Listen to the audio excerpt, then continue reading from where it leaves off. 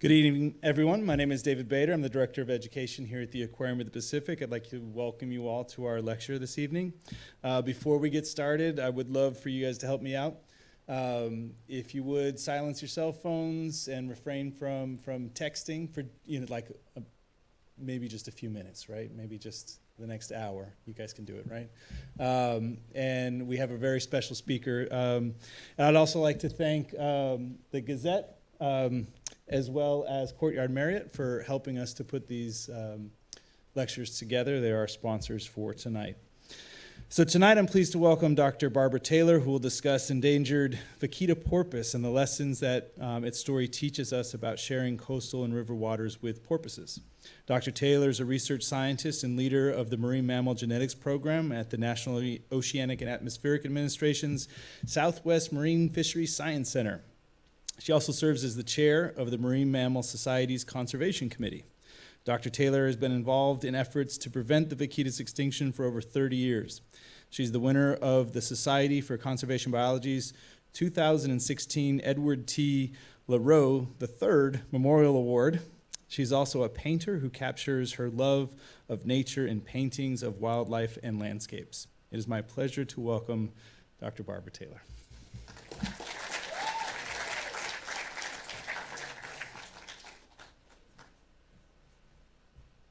Well, it's a pleasure to be here and to see such a young audience. That's just awesome. So, I'm going to be talking tonight. I'm going to cover a lot of material, so hold on to your hats. Here we go. So, I'm going to cover a range of subjects, starting with a little bit of marine mammal history and talking about what that means to how to develop conservation success. And then I'll talk about vaquitas themselves and what they've taught us about how we can change the recipe for success. And some lessons that we've learned from terrestrial species that I think will really help us change the recipe for you guys in the future who are going to have a very hard challenge ahead of you and will need all the tools that you can handle.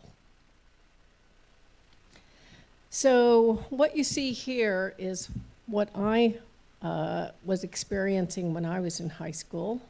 There was actually a long series of years when commercial whaling was killing hundreds of thousands of whales and sequentially wiping out species after species. And it wasn't until we got right to the very end here that we saw some really important legislation that it continues to be really important today. So in 1972, they passed the Marine Mammal Protection Act, and in 1973, they passed the Endangered Species Act. And I graduated from high school, so I'm like your grandmother or something. Anyway, these continue to be really important laws, and they came about basically in a period that was really an environmental emergency. I mean, the seas were literally red with the blood of whales. And they weren't the only serious problem. There's one that's actually closer to home here. There was something called the tuna dolphin issue. And in the same year that the Marine Mammal Protection Act was passed, 368,600 dolphins were killed by the U.S. tuna fleet in 1 year. And so it was a much bigger problem than people remember, and it had passing this act had a huge effect, but it took a long time, and I think there's still some important lessons to learn from this history. So I think a lot of the environmental activists of the day thought that this would be it overnight, that these problems would be solved. So the U.S. government was told to set a quota for the tuna fleet, and they set a quota of 50 to 110,000 dolphins a year to be killed. And the NGOs, the environmental organizations, immediately filed suit, took it to court, and a judge made a very important ruling. I'm going to read this from up there. Turn this around a little bit. Judge Ritchie had this to say: before issuing any permit for the taking of a marine mammal, the Secretary must first have it proven to his satisfaction that any taking is consistent with the purposes and policies of the Act. That is to say that taking will not be to the disadvantage of the animals concerned. If he cannot make that finding, he cannot issue a permit. It is that simple. And that is really the first time that this reversed the burden of proof. It's a legal term, but basically you had to show that it would do no harm before you were allowed to do it. And that was a huge impact on regulating the environment and helping out these animals. But there were unintended consequences. So most of the fleet was a U.S. fleet, and there was a reduction in the number of deaths that you can see there for a number of years. But then the fishing industry figured out they could just switch the flags on their boats and become a flag under Panama or some other country, and then they didn't have to obey these laws that were costing them some.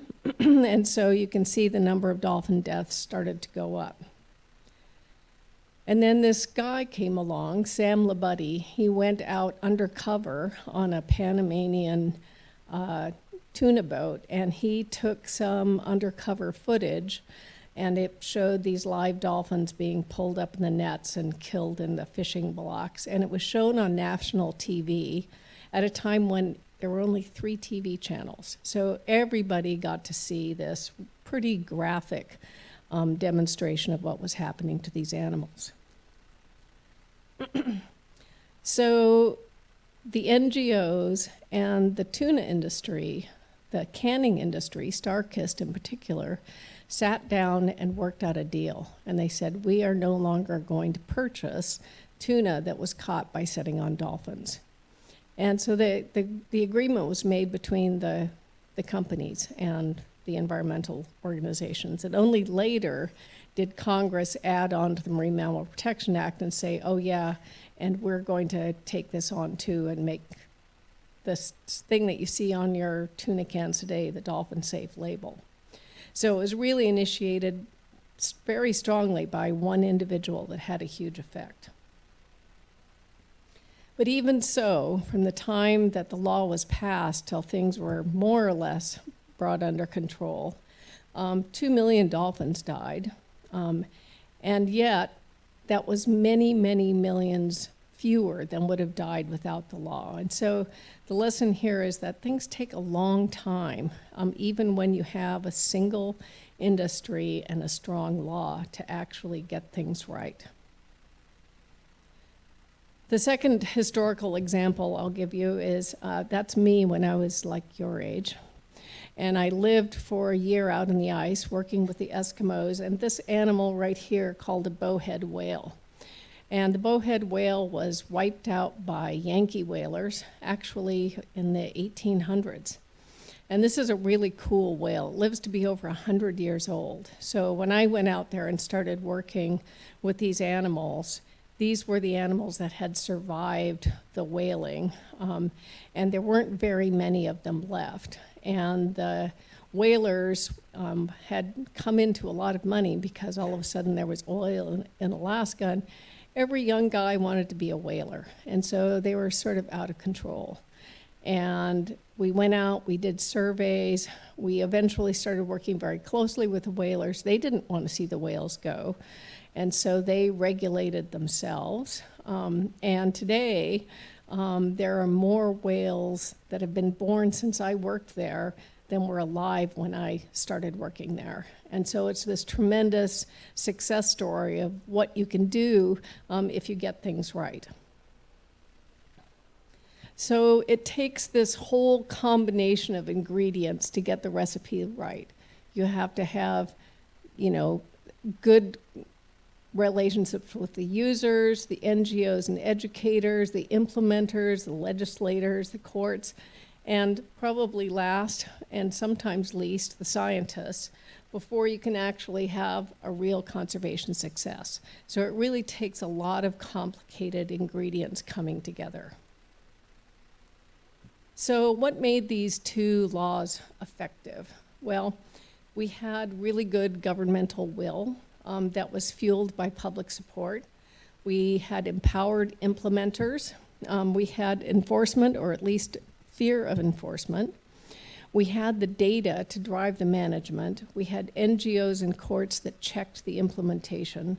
We had a well-educated and concerned public. And we had conservation issues that could be solved through regulatory mechanisms. And these past examples that I've given you were all in a pre-digital era. I mean, it was actually easier to get the attention when there were only 3 TV channels. And the world was, in many ways, a much tinier and simpler place. But now we're much more connected, and yet it's extremely difficult to get people's attention. And this is all really important background for how difficult it was to work with vaquita. The last history lesson I'm going to tell you about is this little animal here. This is a Yangtze river dolphin in China that's also called a baiji. And this particular individual, Chi-Chi, was turned in by some fishermen. It was wrapped up in those fishing hooks that you see there. And it lived 22 years in Wuhan, China. And most of what we know about this species comes from this single individual. But we knew that there were really serious problems for this species for quite a long time. You can see the population declining very rapidly there. And there was a list of reasons, one of them being shipping traffic, either getting hit by the ship or not being able to hear because of the noises from the ship. There was water pollution, but by far the biggest issue was entanglement in fisheries. And it was not from a big industrial case like the tuna dolphin issue, but by these little mom and pop fisheries that were along the river. So I went out in 2006 with this group of people on these 2 ships to try to find the last of the baiji and take them into human care in these oxbow lakes that are off of the main stem of the river, where they could be better protected. So we went out. It was an environmental disaster area. And we covered the entire river 4 times with 2 boats. We went over 3,000 miles. And we, in that entire time, with acoustics, we did not hear a single whistle. And with our eyes, we did not see a single baiji.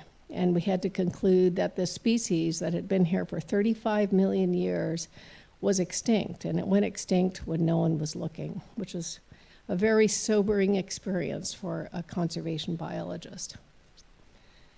So when I came back to continue work on the vaquita, we did so with this sort of as a background. This whole scene that I've told you about was sort of leading up to what we worked on with vaquita. And vaquita are a little porpoise, that little yellow dot that you see up there. Whoops.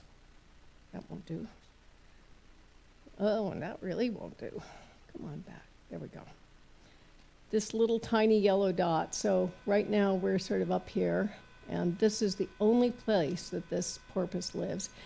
It was just described in 1958 as a species, and it has this tiny distribution. It seems to be a naturally rare species, and that makes it very vulnerable to human disturbance because it has nowhere else to go. So I wrote a paper in the 1990s with Lorenzo Rojas Bracho where we looked at all of the threats because right from the very beginning there was concern that too many of them were being killed in fishing nets. So we looked at the different possible threats to see what were real threats to this species. And so we looked at pollution and we found out that they actually were the cleanest blubber, the cleanest animals on Earth, really.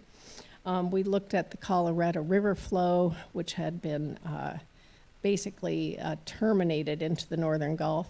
But all of the vaquitas, and there were about 60 of them that were turned in over the year by fishermen, They were all fat and healthy looking, so they didn't seem to be suffering any habitat issues. We also looked at, where was I? Oh, we looked at pollutants, and we looked at inbreeding depression at their genetics, and we found out that they didn't have very much genetic variability, but they probably never did have any much variability because they're a naturally rare species. And the last thing that was left was fisheries. And at the time, there were about 1,000 of these small type fishing boats that are called pangas in Mexico in the 2 villages that are adjacent to Vaquita's distribution, El Golfo de Santa Clara and San Felipe. And each one of those vessels puts out several miles of net. So there's a lot of fishing net that's going right into where these animals live.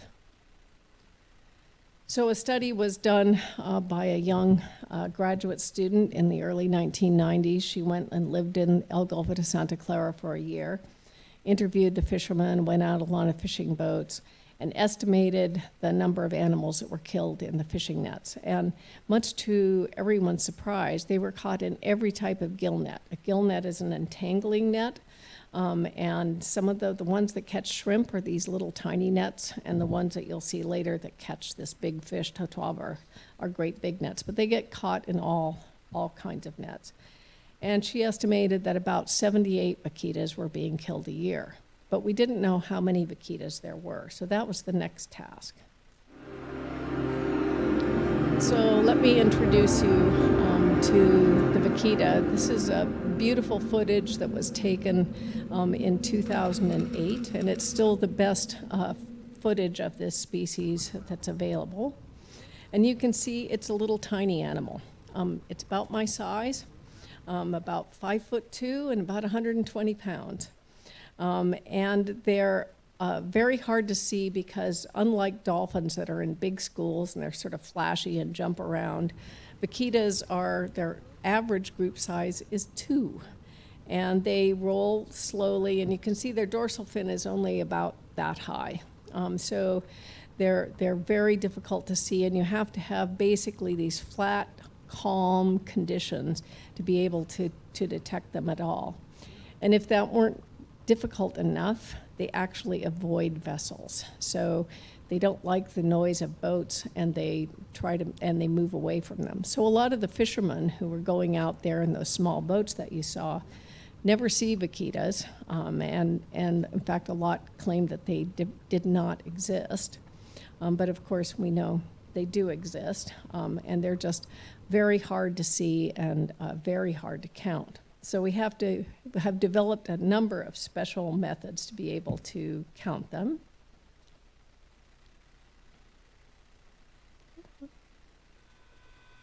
Okay, so we use these great big binoculars that you see here that are 25 power binoculars.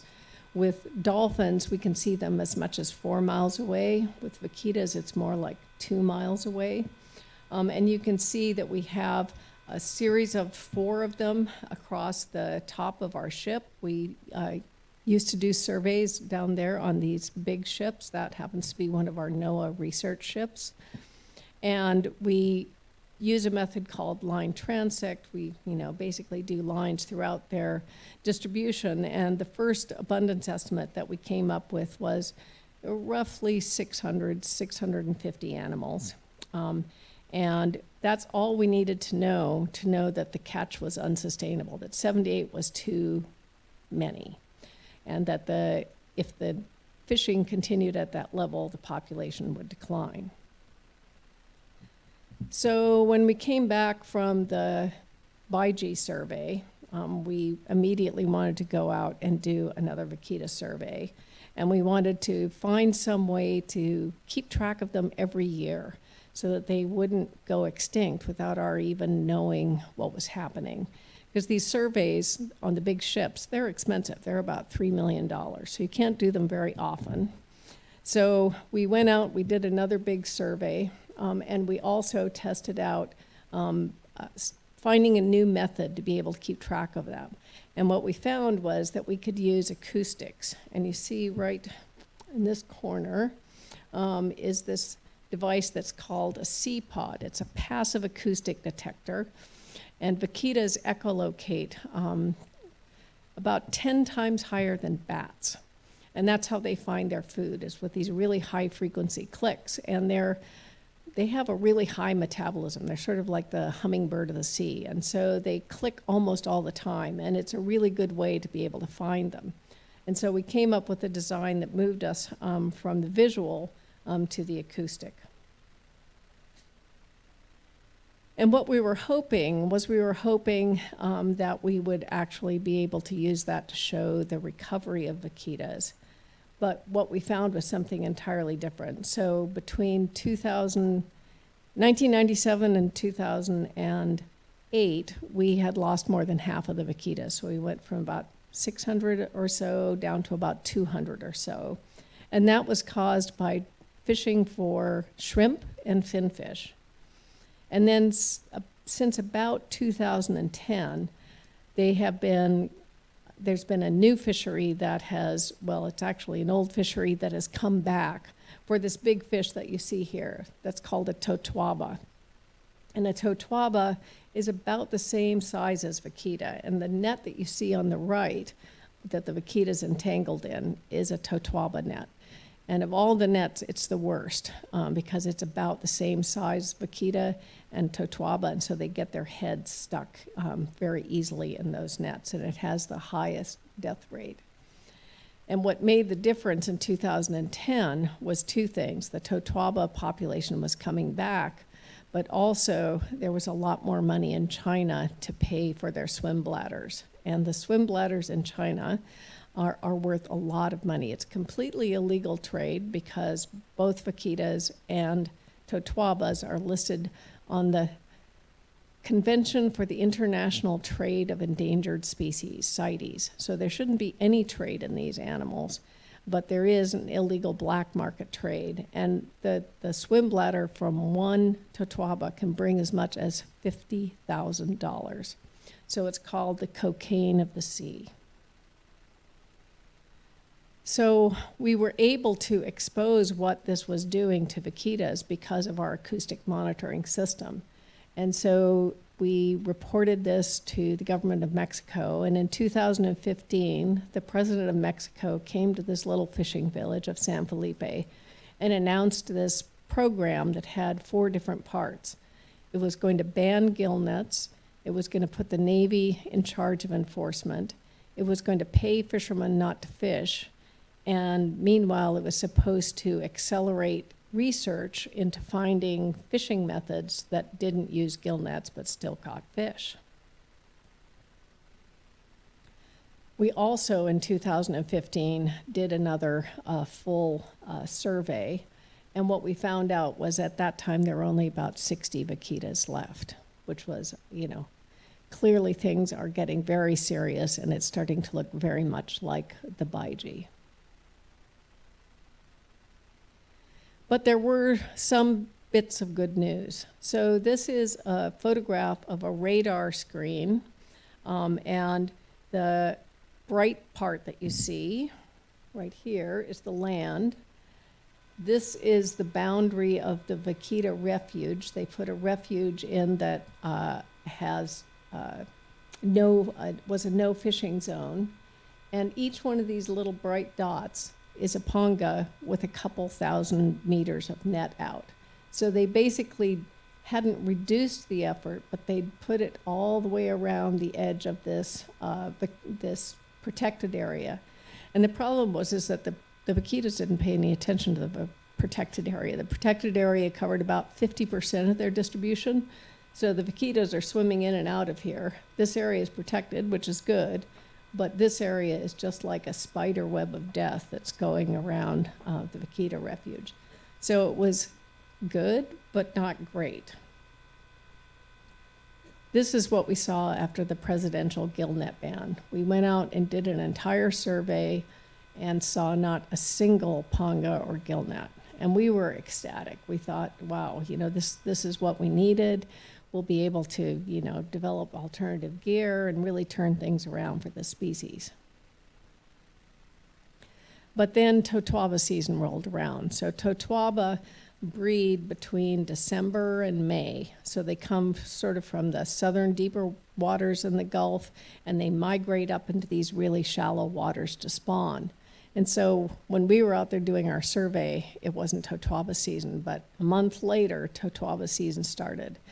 And fortunately, the Sea Shepherd Conservation Society had started an effort to be with the government of Mexico and the Navy to pull up the illegal nets. And this is what we were seeing. You can see the Totoaba net.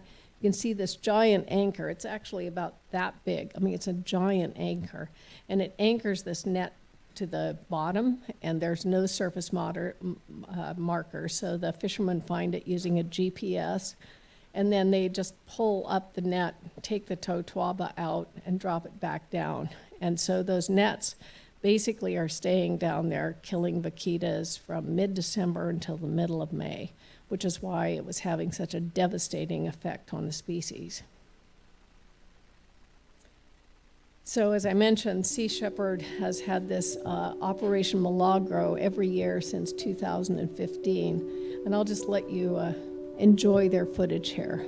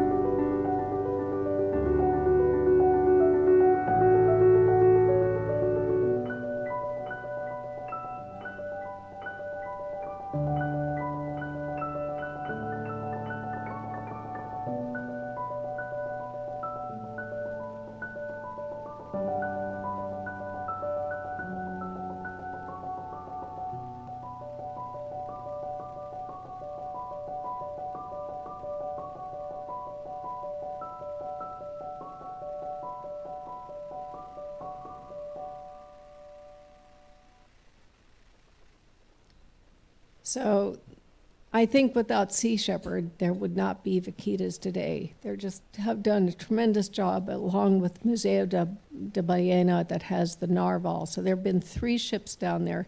The next year, after this video was made in 2016, they pulled 500 nets. So, and talk about a way to learn hands-on conservation. So all of the young people that are pulling the nets, they're all volunteers. They come from all over the world. And I have to say, it is really hard work, and, you know, they are very admirable. So we continued our acoustic monitoring, and despite all of that hard work, we still continued to lose vaquitas. And you can see that by 2016, we were down to only about 30 individuals left. And the recovery team that had been advising the government of Mexico since 1997 finally made the decision that we couldn't trust that we could save vaquitas faster than they were disappearing in the illegal totuaba trade. And so we gave the green light to trying to go out and capture as many vaquitas as possible, take them into human care until the totuaba situation could be brought under control. And so very rapidly, this effort called Vaquita CPR for Conservation, Protection, and Recovery was formed and set forth to try to do the impossible, really. When we went out a year later, there were over 90 people out there from 9 different countries. And we had to go out, find vaquita, catch vaquita, and be prepared to house and care for them, which was a tremendous undertaking. The finding them part, we took the acoustics methods, and instead of monitoring them for a whole season or year, we put the sea pods out and renewed them every single day. So we had, guys going out, putting these things out. They would go out, pick them up at like 2 in the morning, analyze the data, call me up at 4 in the morning and say, vaquitas are in this location. And then the visual team would go out and try to spot them. And we had to, of course, then be able to catch them. So we had quite a different operation. We had 3 different visual vessels, and then we had the catch team that I'll tell you about in a moment. And we had, as backup to help us track the animals, we had the U.S. Navy dolphins out there.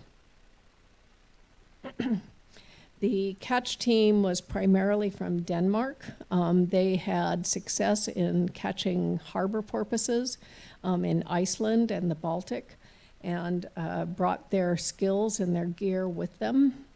They had these high-speed catch boats. You can see it's quite a fleet of boats out there to try to control and get in the right position to try to capture these elusive animals. And they used these very lightweight gill nets, so they would entangle the animals, but the animals could still get up to breathe. And then, of course, if we caught them, we had to be able to take care of them. And so we had to have housing and a care plan, and that was another huge effort.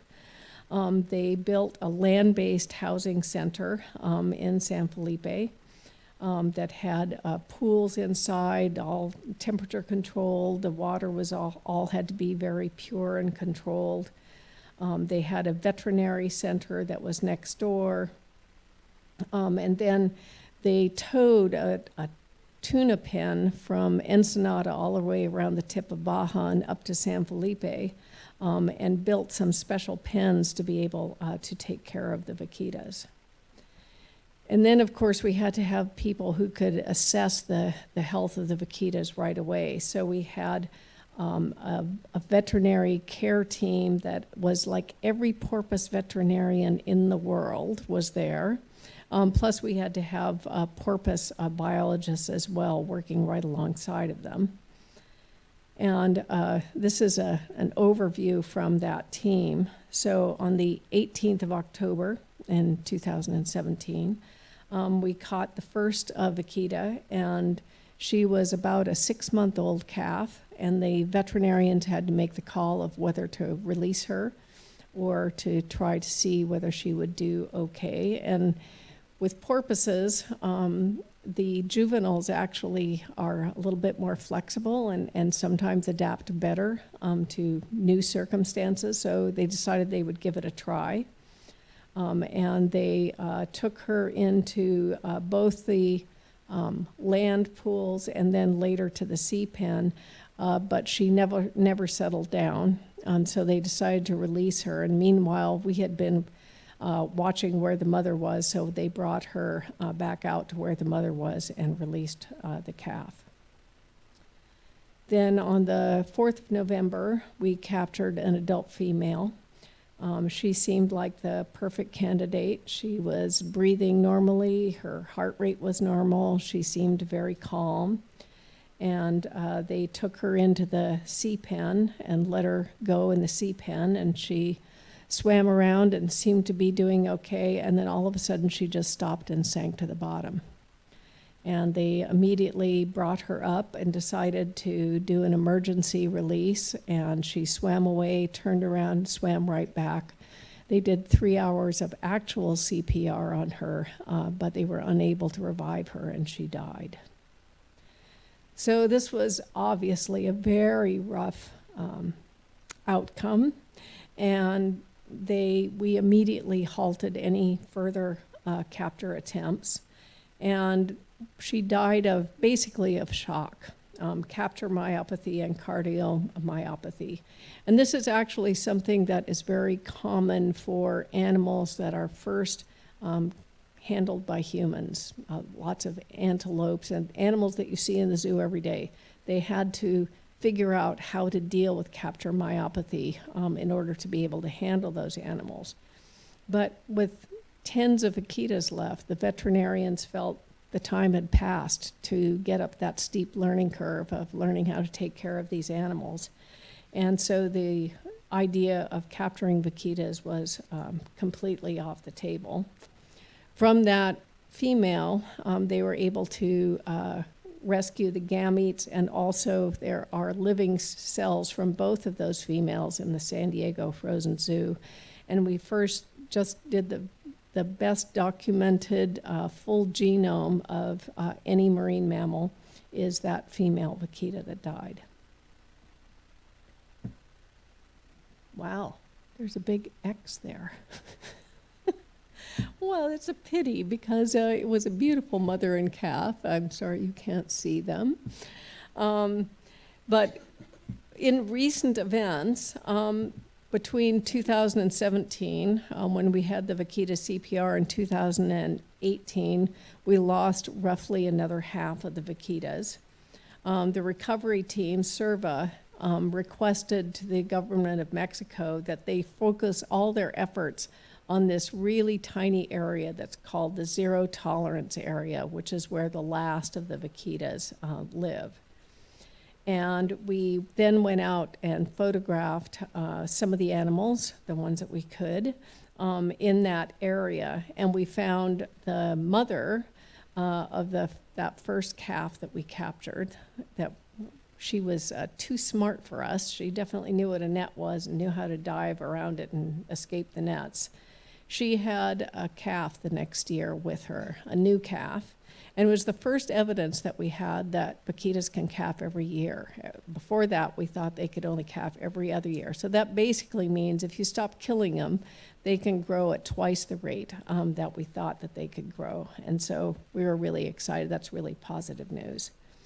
But despite that, we got more acoustic evidence in that showed that the estimates for last year were that there were between 6 and 19 vaquitas remaining. Even more recent events, the 2018 and 2019 Totoaba season was the worst ever. And I should mention that during that period, Mexico elects a president once every 6 years, and so they had a new president and a new administration that came in, and apparently they have other interests than doing any conservation work.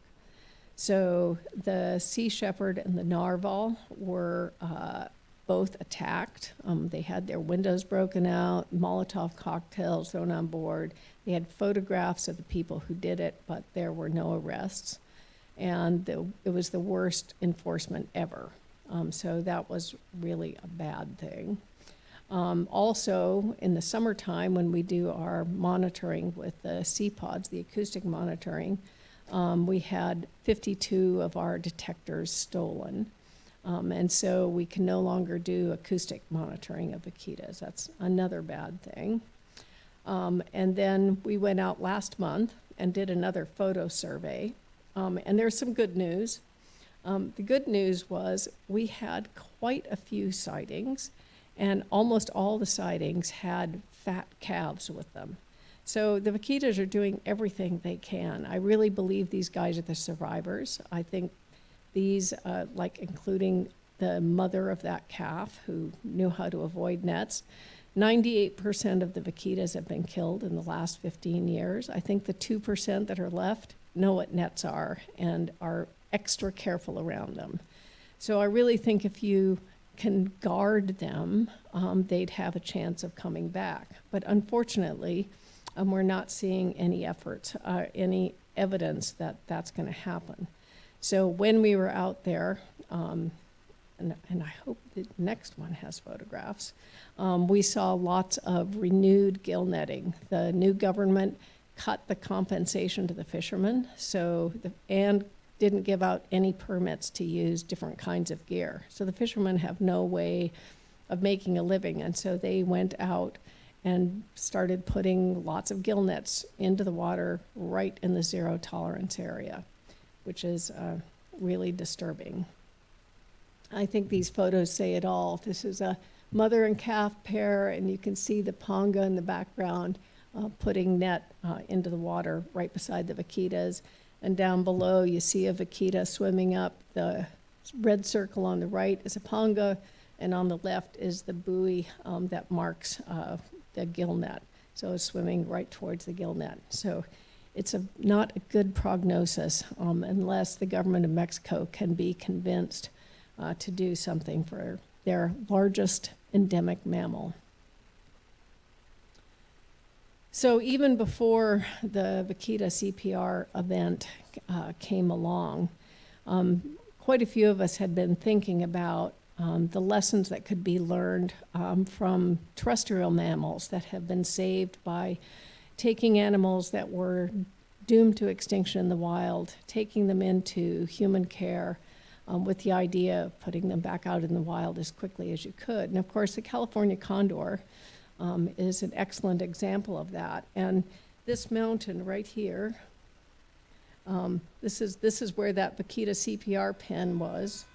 And this mountain right behind has the largest population of reintroduced condors that is reproducing well in the wild. So we were hoping that vaquitas could be a similar case.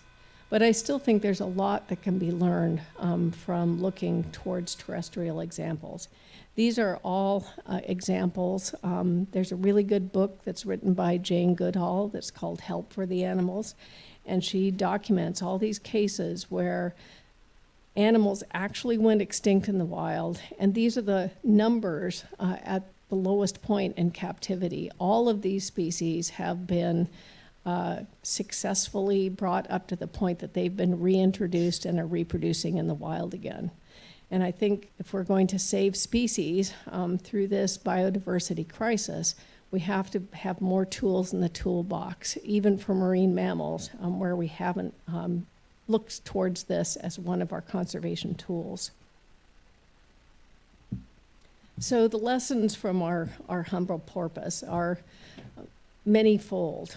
First, the greatest threat to marine mammals is accidental death in gill nets. There are hundreds of thousands killed every year in small-type fisheries like the one in Mexico. It really is a very important lesson that conservation is all about changing human behavior, and it takes longer than many of these species have. And so we have to be prepared to have other tools rather than just hoping we can change human behavior in time. And so if we are going to be able to use these captive options, we have to start much sooner. With vaquitas, we started basically when they were in the emergency room, when there were tens of animals left. And if you're going to have enough time to really understand how to do this, you need to start when there's hundreds or thousands. And so last year we had a follow-on meeting in Germany where we started looking at all the other species that are in a similar situation to vaquitas and started thinking strategically about what we can do for these species that's different than what we did for vaquitas. And finally, you know, I think that our recipe for conservation success just has to change over the way it was done in the past. And we have to have very broad international moral and financial support to save species, especially in impoverished areas. And we need to be able to cope with corruption as a threat to wildlife, which is something that is a very challenging thing, but it's a very real thing, and it takes all sorts of skills, not just biologist skills, to be able to cope with these problems. So we've been looking, as I mentioned, across a range of species. I was in Argentina last week talking about a species that lives in coastal waters there, where there's probably 25 to 30,000 of them. So they're nowhere near the point where you would think about taking them into some sort of semi-captive situation. But they're at the point where you can do research and learn about how the animals react to stress and being handled, and you know, those kinds of things that you need to start work on, and that'll probably take us decades to really understand. The other species I'm going to talk a little bit more about is this guy down in the right that's outlined in green, and that is the Yangtze finless porpoise. So when we didn't find the river dolphin, there is a porpoise that lives in the Yangtze River, and when they were talking about taking the dolphin into these oxbow lakes, they tested them out first by putting these porpoises in there. And what we found when we did that first river survey was that they were on the decline too. And in fact, since I was there in 2006, over half of the number of animals that are in the river are gone. But they now have 4 of these lakes that have populations that are called ex situ. So there's in situ, the ones that are living in the situation in the river, and ex situ, the ones that are in these oxbow lakes. But they're almost like the river itself. So they introduce them into the lakes, they feed on fish the way they would in the river, they reproduce naturally, and so it'll be much easier to reintroduce them back into the river once the river is safe. And when we started looking at these other species, we found out that there were lots of species where there are situations like that, where we could be proactively thinking about that, and also learning what it would take if we had to translocate, you know, pick the animals up from one place where it's too dangerous and put them into a safer place where we can control the threats. So, with that, I will open the floor to questions, and I thank you very much for your attention and interest.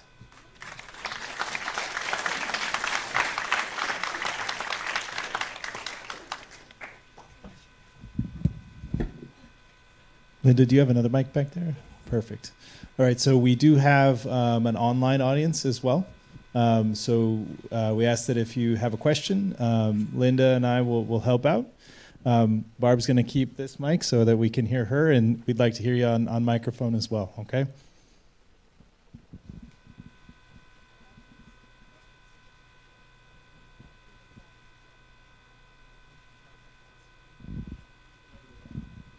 Thank you for your lecture. It was quite informative. Do they communicate between one another? Because I was thinking, like, when a spouse passes away, a human, and someone very dear to me passed away, and their wife passed within 5 days, and you're talking about putting them into captivity. Do they have some type of connection where if you do that, does it affect them physically? And what type of diet do they eat? I'll deal with diet first. That's easy. Anything that fits in their little mouth, right? They eat little fishes, they eat shrimps. So the diet was actually pretty easy on these guys because sadly we had a lot of stomachs to look at from the early days when the fishermen turned them over, and they basically eat all of the local little fishes that are found in that area. Social structure is a hard one, and I think, again, if you look at the terrestrial species, basically animals always do better if there are multiple ones. Well, I mean, unless, of course, it's an aggressive male, and we won't go there. But the recommendation was that we tried to take several in together. And so when we caught that first calf, we tried so hard to catch the mother. And when we caught the second one that I talked about, there were actually two there. They both hit the net. One came out of the net right away. And again, we tried really hard. In fact, that was the only time the Navy dolphins actually helped us track. And we tried really hard to catch the second one. But once they were wise to the nets, it was really difficult to catch them. So the objective was to take them in those pairs. And clearly, now that we're getting photographs of them, the average group size is 2, but the 2s are really pairs. I mean, we have multiple years of pairs being together. So they're not as social as dolphins or killer whales, but there clearly are social bonds there that are very important to them. And of course, the ideal would be to have a whole community of them in some, something that's like an oxbow lake, and that was the objective. But it's a very hard one to accomplish.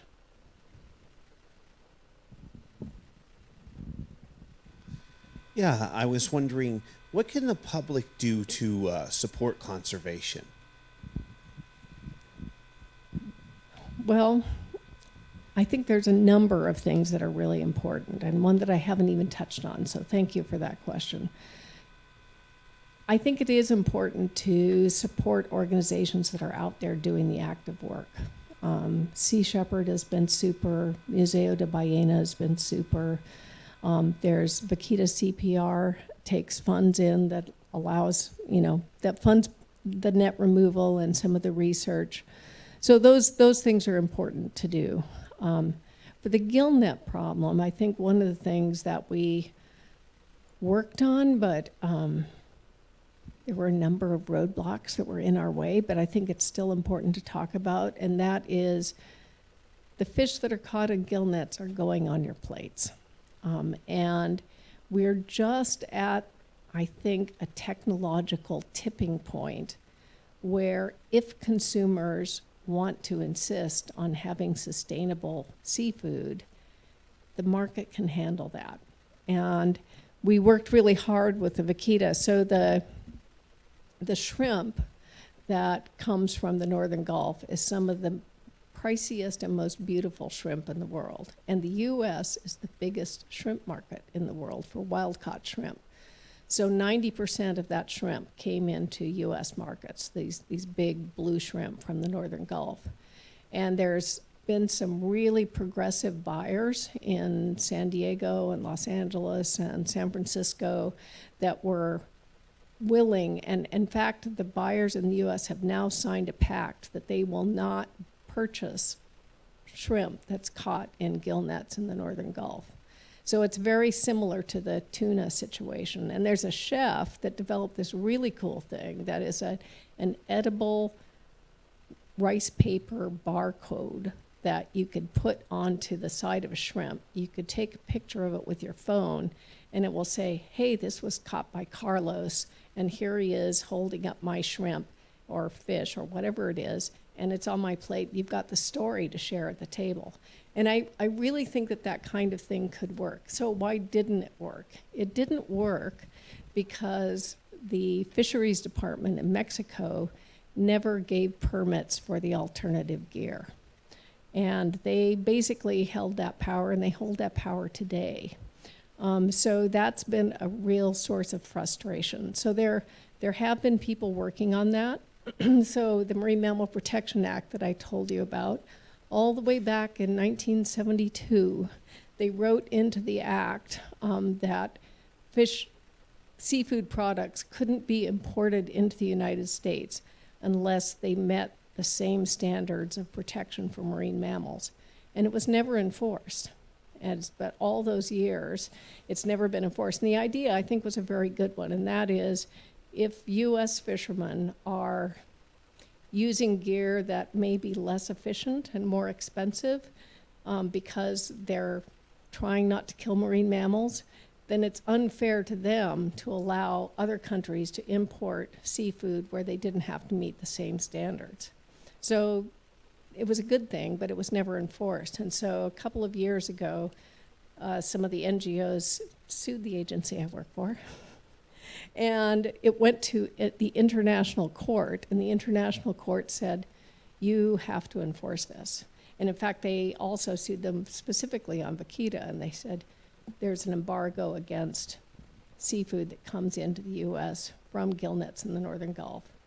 So there's some potential to actually use making the playing field even for fishermen to improve seafood standards globally. And in fact, when we were just in Argentina last week, they kept bringing up, that they were really, wanted to use this U.S. law and the ability, you can't import seafood unless you meet U.S. standards to raise the standards in Argentina and Brazil. Unfortunately, that only works if it's imported into the U.S. And a lot of these small gillnet fisheries are not importing to the U.S. But I think there really is a chance to be a force for good if consumers can basically unite and say, we don't want to eat seafood that comes from gillnets.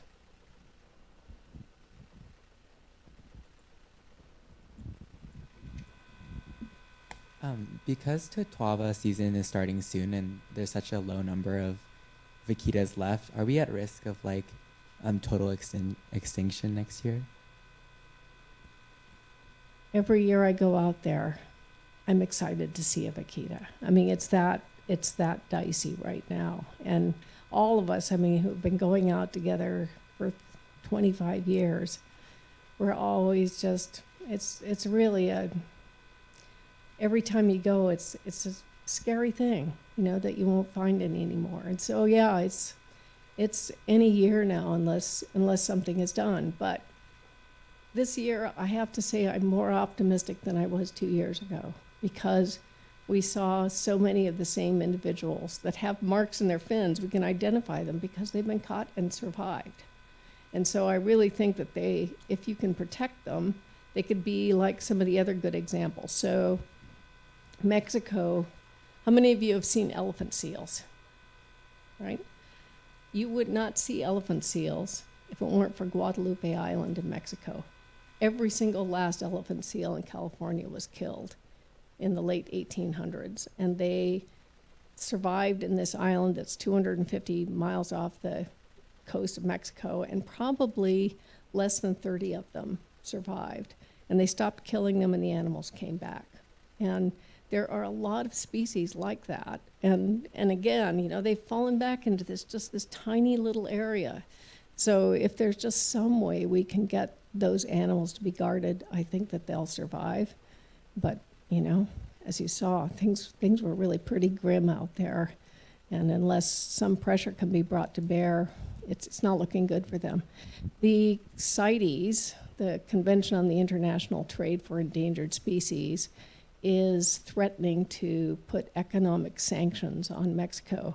It will be the first, if vaquitas go extinct, it will be the first species in the world that's gone extinct since CITES was passed because of international trade. So it's a major black mark on that organization and treaty. And so, if pressure can be put to actually do those economic sanctions, it might make Mexico pay attention.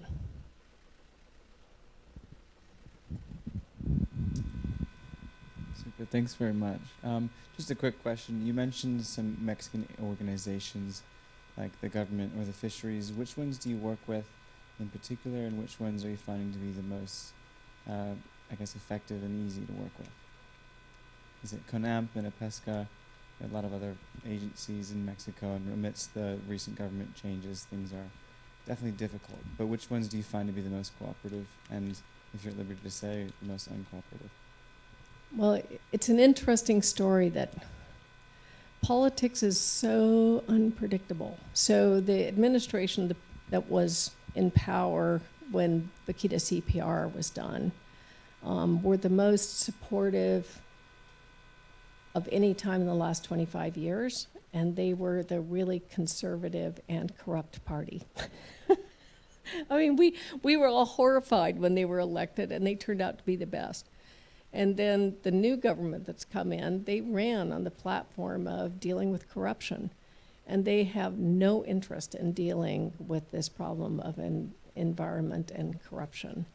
And so I would say uniformly, the government currently is just very difficult to work with. In the past, most of the people that I deal with work for the Department of the Environment, some are not. And they've been supportive, but as is the case, sadly, every place in the world, the Department of the Environment is always the least powerful of all of the cabinet positions. So they don't hold the reins of power. They're supportive, but they can't really make it happen because they don't grant the permits. And the Fisheries Department has been, in every administration, Conapesca has been not interested and or actively working against conservation. Both. So Inapesca, just for those of you who don't know the ins and outs, there's the agency who grants fishing quotas and does the enforcement. And then there's the research division. So that's basically the equivalent of what I work for in the United States. And the research division would have been responsible for developing alternative fishing gear. And of all the platforms that the government of Mexico, the president of Mexico said, here's the 4 things that we're going to do, there was zero progress on moving forward with alternative fishing gear, and that's directly their responsibility.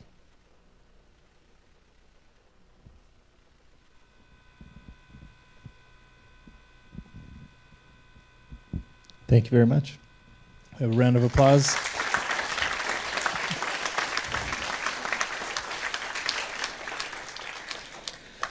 If you'd like to learn more about vaquita, you can always go to the Aquarium of the Pacific's website. We have 2 different pages. One is on our Seafood for the Future site under Storied Seafood Vaquita Conservation, and more information if you just use the search bar on our webpage. You can learn more about vaquita. You can also meet some of the fishermen that have been working with Dr. Taylor here to do conservation efforts and try to develop alternative gear and support the conservation of vaquita. So really great site to go to if you want to know more. That's all we have for tonight, but there will be a lecture on November 19th when Gregory Stone will be here to discuss exploration research in the deep sea and what it means for our future. If you can't attend a lecture like this in person, you can always watch us streaming live. You can wave to the camera right now if you'd like. And we also archive these videos on our website.